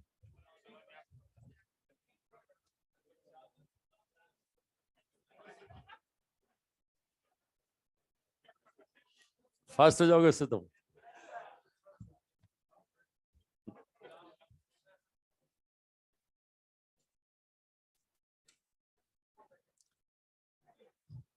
देखो मैंने कहा था ना अभी आएगा इसका कुछ।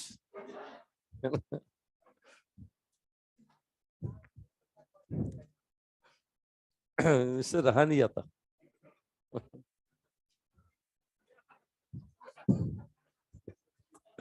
सारे यूट्यूबर हैं यहाँ पे।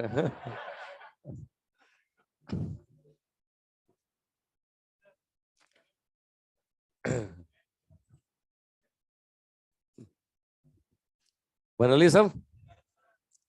शुरू करें क्वेश्चन?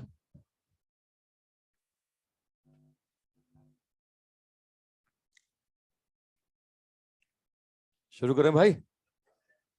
लो साहब, पहला क्वेश्चन, फोटो बना दो सीधे। ये देखो m1 मास का पार्टिकल है, ये दौड़ रहा है साहब u स्पीड से। m2 वाला रेस्ट पर है, m2 वाला रेस्ट पर है। ये इससे हेड ऑन कोलिजन करता है और आपसे बोल रहा है कि पहले वाले की स्पीड वेलोसिटी हो जाती है 1/3, पहले की 1/3। ये पहले के 1/3 से चलने लगता है, डायरेक्शन सेम, डायरेक्शन सेम। ठीक है, ये डायरेक्शन सेम रहता है, ये पहले वाले की स्पीड से चलने लगता है। अब क्या पूछ रहा है, पहला क्वेश्चन बोल रहा है कि m1 और m2 का रेशो बताओ। दूसरा क्वेश्चन बोल रहा है साहब v2 बताओ, v2। तीसरा क्वेश्चन पूछ रहा है साहब ट्रांसफर पार्ट बताओ। चौथा बोल रहा है रिमेनिंग पार्ट बताओ। ठीक है, अब टक्कर कैसी है वो तो बता दूं पहले मैं। ठीक है, ये पहला पहला क्वेश्चन कोलिजन, कोलिजन है परफेक्टली इलास्टिक। ठीक है, अगर इलास्टिक कोलिजन है। दूसरा इन इलास्टिक है साहब, इन इलास्टिक कोलिजन है और ई का वैल्यू 0.5 है। और तीसरा परफेक्टली इन इलास्टिक है, परफेक्टली इन इलास्टिक कोलिजन है। ये 12 क्वेश्चन हो गए साहब। अगर इलास्टिक है तो ये चारों बताओ, अगर ये इन इलास्टिक है तो ये चारों बताओ, और परफेक्टली इन इलास्टिक है तो ये चारों बताओ। जितनी बातें मैंने सिखाई सब एक क्वेश्चन में पूछ ली मैंने, एक ही क्वेश्चन में सब पूछ लिया मैंने। सॉल्व करो।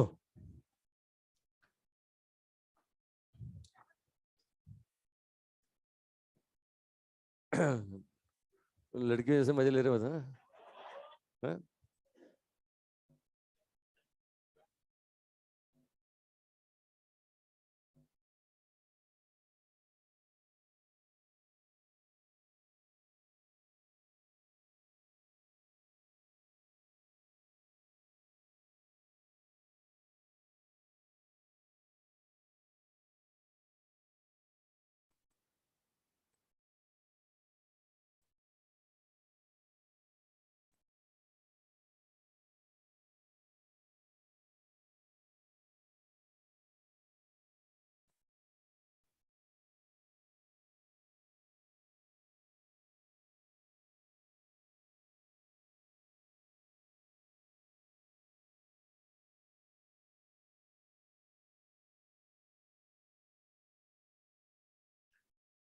चलो क्वेश्चन करो भाई, ऑनलाइन वालों क्वेश्चन कर रहे हो ना, कुछ तो नहीं तुमने।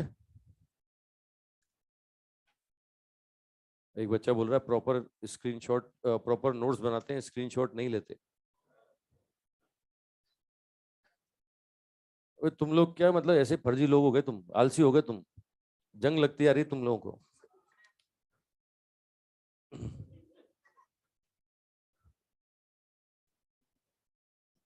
चलो पहला क्वेश्चन बताओ जल्दी से।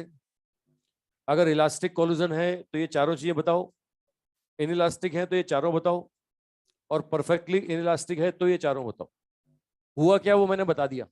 पहला दौड़ता दौड़ता आया, दूसरे से टक्कर करी, दूसरा रेस पर था, टक्कर के बाद पहले की वेलोसिटी हो गई 1/3, है ना। चलो पहला वाला क्वेश्चन मैं करता हूं, इलास्टिक कोलिजन। अगर इलास्टिक कोलिजन है तो ये मेरे पास V1 दिया है, इन्होंने क्वेश्चन में V1 दिया है, तो V1 वाला फॉर्मूला लगा लो ना। ये पहला क्वेश्चन सॉल्व हो गया। V1 वाला फॉर्मूला लगाओ। V1 वाला फॉर्मूला क्या है साहब, 2m2u2 upon m1 plus m2 plus m1 minus m2 into u1 upon m1 plus m2। यही था ना फॉर्मूला। इसमें u2 बराबर 0 रख दो साहब। V1 का वैल्यू u/3 है, ये u/3, m1 minus m2 into u upon m1 plus m2। देखो u से u कैंसिल, ये होगा m1 प्लस m2 बराबर 3m1 माइनस 3m2। ये सॉल्व करेंगे तो क्या बन जाएगा, ये बन जाएगा 2m1 बराबर 4m2। तो भैया रेशो आ गया कितना, 2:1। ये m1 m2 का रेशो आ गया 2:1। अरे साहब फॉर्मुला बेस्ड क्वेश्चन है, अगर फॉर्मुला याद है तो। और फॉर्मुला अगर तुमने याद नहीं रखा, तुम कॉन्सेप्ट से सॉल्व करने गए कि बोले हम तो इक्वेशन बना के करेंगे, तो 2 इक्वेशन बनानी पड़ेंगी, और बनानी नहीं पड़ेगी बल्कि 3 बनानी पड़ेगी। m1 m2 नहीं पता, v2 भी नहीं पता, m1 m2 नहीं पता, v2 नहीं पता, लेंदी हो जाएगा काम। ठीक है, तो इसने बोला ना कि ये अच्छा 1/3 बोला क्या, ये रख दिया ना 1/3, ये 1/3 रख के सॉल्व कर तो दिया, अरे कर तो दिया। ठीक है, दूसरा क्वेश्चन क्या है, दूसरा क्वेश्चन है साहब V2 बताओ। देखो न्यूटन लॉ ऑफ कोलिजन पे आ जाओ। माइनस ई बराबर V2 minus V1 upon U2 minus U1, यही है ना सब। इसमें ई का वैल्यू इलास्टिक कोलिजन है तो 1 हो जाएगा, ये -1। V2 निकालना है, V1 कितना है साहब U/3, U2 कितना है 0, U1 कितना है U।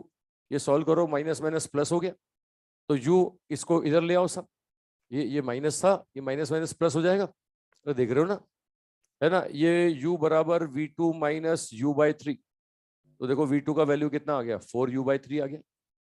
अबे आ गया भाई, ये 4U/3, ठीक है। V2 बराबर 4U/3। वैसे भी देख रहे हो ना, M1 2 गुना भारी था भाई, भारी वाला आके ठोकेगा तो तेज भगा सकता है ना, भगा दिया 4U/3 से, सेम डायरेक्शन में, ठीक है। अब रिमेनिंग पार्ट ट्रांसफर पार्ट चलो घर से करके लाओ, ये है ना, रिमेनिंग पार्ट ट्रांसफर पार्ट निकालना मैंने बता ही दिया, घर से ट्राई करके लाओ। कल मिलते हैं, तो कल हेड ऑन कोलिजन के कुछ क्वेश्चन और करेंगे, उसके बाद में फिर ऑब्लिक कोलिजन ही कल स्टार्ट करेंगे। कल ऑब्लिक कोलिजन, मिलते हैं कल। ऑनलाइन वाले बच्चे आंसर भी दे रहे हैं देखो।